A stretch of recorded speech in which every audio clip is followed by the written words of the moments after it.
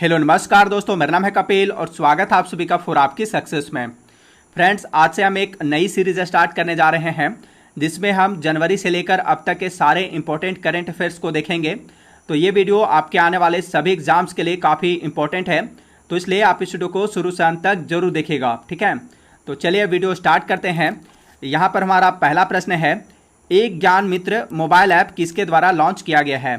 तो इसका correct answer है ऑप्शन सी, दादर और नगर हवेली तथा दमन और दीव के द्वारा जो है एक ज्ञान मित्र मोबाइल ऐप लॉन्च किया गया है। अब यहाँ पर एक ज्ञान मित्र ऐप क्या है? तो देखिए, एक ज्ञान मित्र ऐप के द्वारा जो है विद्यार्थियों को ऑनलाइन शिक्षा प्रदान की जाएगी। अब यहाँ पर बात हुई है दादर और नगर हवेली तथा दमन और दीव की। तो दादर और नगर हवेली तथा दमन और दीव जो है यह पश्चिमी भारत में एक केंद्र शासित प्रदेश है जिसकी स्थापना पहले के दादरा और नगर हवेली तथा दमन और दीव के विलय द्वारा हुई है।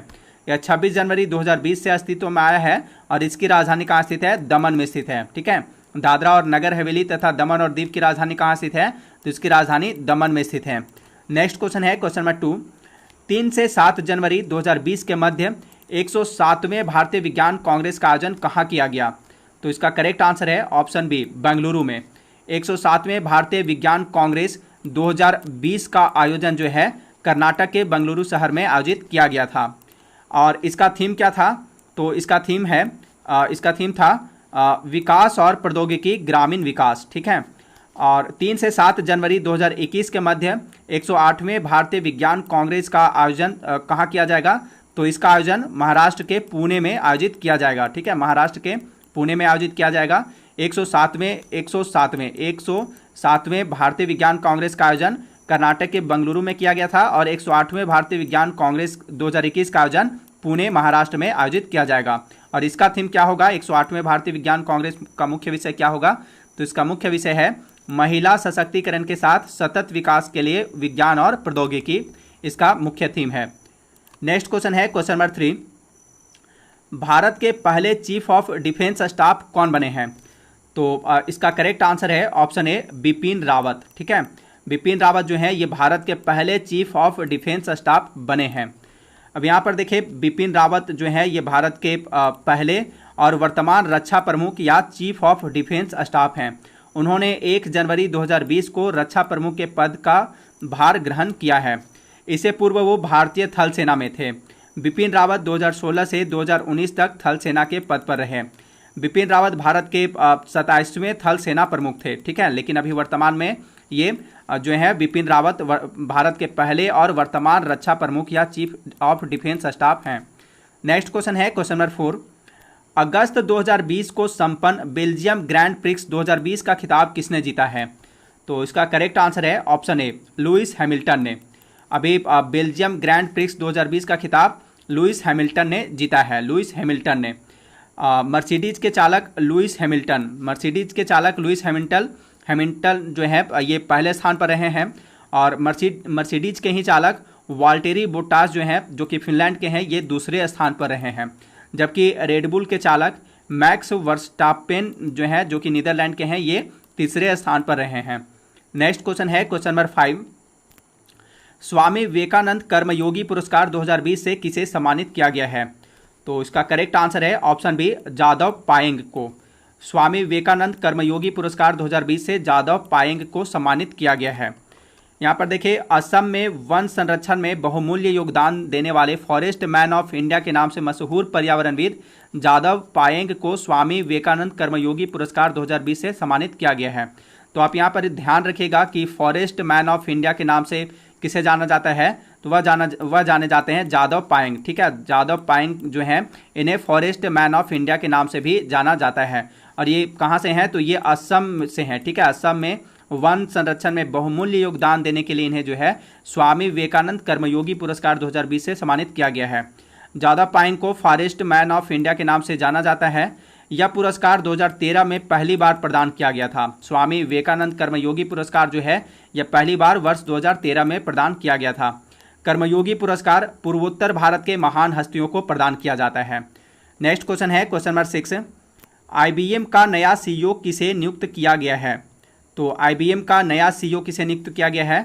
तो 1 नियुक्त किए गए हैं कृष्णा सुब्रमण्यम को। ठीक है, IBM का इसका आंसर है ऑप्शन सी।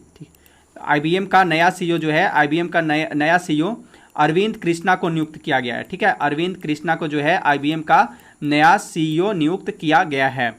यहाँ पर देखिए भारतीय मूल के अरविंद कृष्णा को IBM का नया CEO नियुक्त किया गया है। IBM का फुल फॉर्म क्या होता है? तो इसका फुल फॉर्म होता है international business machine corporation. IBM की स्थापना कब हुई थी? तो इसकी स्थापना वर्ष 1911 ईस्वी में हुई थी। और IBM का मुख्यालय कहाँ स्थित है? तो इसका मुख्यालय न्यूयॉर्क में स्थित है, संयुक्त राज्य अमेरिका में। और प्रेजेंट टाइम पे IBM के CEO कौन है? तो वह है भारतीय मूल के अरविंद कृष्णा जो है, ये IBM के वर्तमान CEO हैं। नेक्स्ट क्वेश्चन है question number 7। US chamber of commerce के ग्लोबल इनोवेशन पॉलिसी सेंटर द्वारा जारी अंतर्राष्ट्रीय बौद्धिक संपदा सूचकांक 2020 में भारत कौन से स्थान पर रहा है?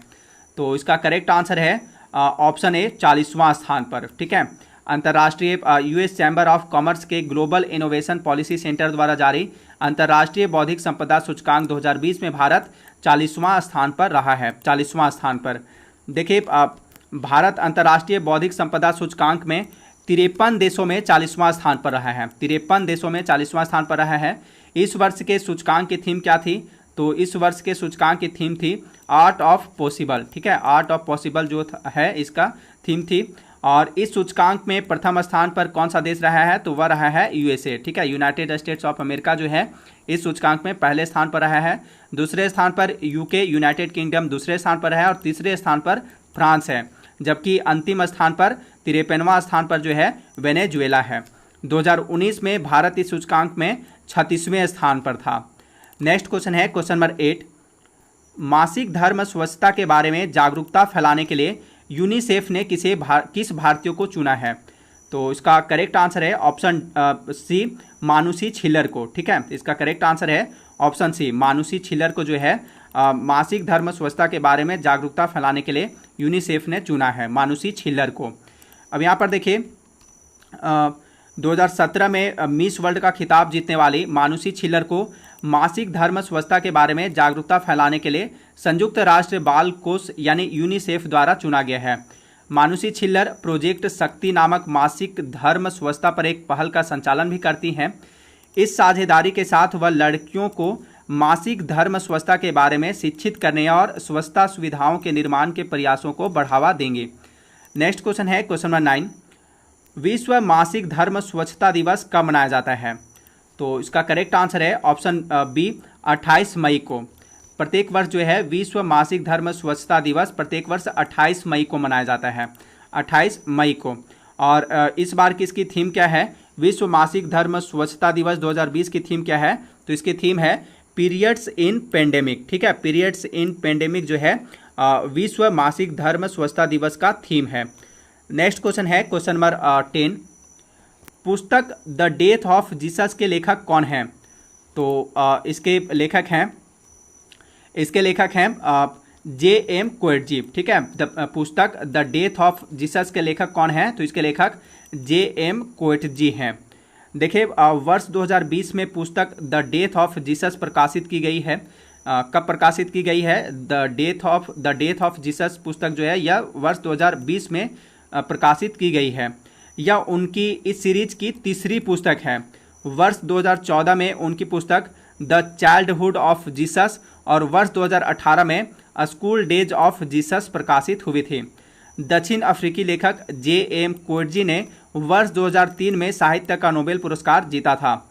उन्होंने 2 बार वर्ष 1983 ईस्वी में और वर्ष 1999 ईस्वी में बुकर पुरस्कार भी जीता है। ठीक है, तो द डेथ ऑफ जीसस पुस्तक किसके द्वारा लिखी गई है? तो यह पुस्तक J.M. कोएटजी के द्वारा लिखी गई है।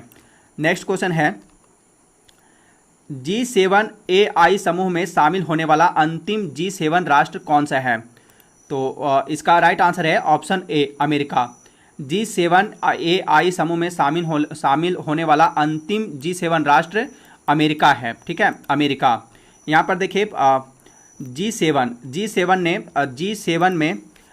ने आर्टिफिशियल इंटेलिजेंस पर ग्लोबल पार्टनरशिप यानी वैश्विक साझेदारी की स्थापना की है। शुरुआत में अमेरिका इसका सदस्य नहीं था, पर अब अमेरिका G7 आर्टिफिशियल इंटेलिजेंस समूह में शामिल हो गया है। G7 AI यानी G7 आर्टिफिशियल इंटेलिजेंस जो है यह कृत्रिम बुद्धिमत्ता के उपयोग के लिए नैतिक दिशा निर्देशों को निर्धारित करने के लिए एक अंतर्राष्ट्रीय पैनल है। G7 की बात करें तो G7 जो है यह 7 देशों का एक समूह है, जिसमें Canada, France, Germany, Italy, Japan, United kingdom और संयुक्त राज्य अमेरिका देश शामिल हैं। नेक्स्ट क्वेश्चन है क्वेश्चन नंबर 12, ओडिशा दिवस कब मनाया जाता है? तो इसका करेक्ट आंसर है ऑप्शन बी 1 अप्रैल को। ओडिशा दिवस प्रत्येक वर्ष जो है 1 अप्रैल को मनाया जाता है, 1 अप्रैल को। यहाँ पर देखिए ओडिशा 1 अप्रैल 1936 को, ओडिशा जो है 1 अप्रैल 1936 को एक अलग राज्य के रूप में गठित हुआ था। इसी के याद में 1 अप्रैल को ओडिशा दिवस मनाया जाता है। ओडिशा दिवस को उत्कल दिवस भी कहा जाता है, ठीक है। तो एग्जाम में आपसे इस तरह से भी पूछा जा सकता है कि उत्कल दिवस कब मनाया जाता है या ओडिशा दिवस कब मनाया जाता है, तो यह 1 अप्रैल को मनाया जाता है। इस साल 83वां उत्कल दिवस या ओडिशा स्थापना दिवस मनाया गया है। नेक्स्ट क्वेश्चन है, महिला एवं बाल विकास मंत्रालय द्वारा किस महीने में पोषण माह आयोजित किया जाता है? तो इसका करेक्ट आंसर है ऑप्शन डी, सितंबर माह में, ठीक है। महिला एवं बाल विकास मंत्रालय द्वारा सितंबर माह में पोषण माह आयोजित किया जाता है, पोषण माह। और देखिए यह जो है महिला एवं बाल विकास मंत्रालय जनता के बीच पोषण सुरक्षा के लाभों के बारे में जागरूकता पैदा करने के लिए सितंबर 2020 में पोषण माह आयोजित करता है, ठीक है। सितंबर माह में जो है पोषण माह आयोजित करता है। इससे पहले पोषण माह सितंबर 2018 और सितंबर 2019 में मनाया गया था। नेक्स्ट क्वेश्चन है क्वेश्चन नंबर 14, किस देश द्वारा भारतीय डॉक्टर द्वारका नाथ कोटनिस की प्रतिमा स्थापित की जाएगी? तो इसका करेक्ट आंसर है ऑप्शन ए, चीन, ठीक है। चीन के द्वारा जो है भारतीय डॉक्टर द्वारका नाथ कोटनिस की प्रतिमा स्थापित की जाएगी। यहाँ पर देखिए भारतीय डॉक्टर द्वारका नाथ कोटनिस को सम्मानित करने के लिए चीन में कांस्य प्रतिमा स्थापित की जाएगी। द्वितीय विश्व युद्ध और माओ त्से तुंग के अगुवाई में हुई चीनी क्रांति के दौरान उनके योगदान के लिए उन्हें सराहना की जाती है। कोटनिस 1938 ईस्वी में द्वितीय विश्व युद्ध के दौरान चीन की मदद करने के लिए भारतीय राष्ट्रीय कांग्रेस द्वारा भेजी गई चिकित्सा टीम का एक हिस्सा थे। 1942 में वह चीन की कम्युनिस्ट पार्टी में शामिल हो गए थे, ठीक है।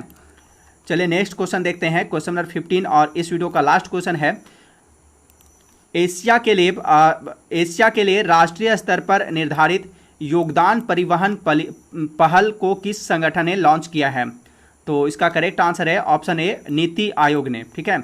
एशिया के लिए राष्ट्रीय स्तर पर निर्धारित योगदान परिवहन पहल को नीति आयोग ने लॉन्च किया है।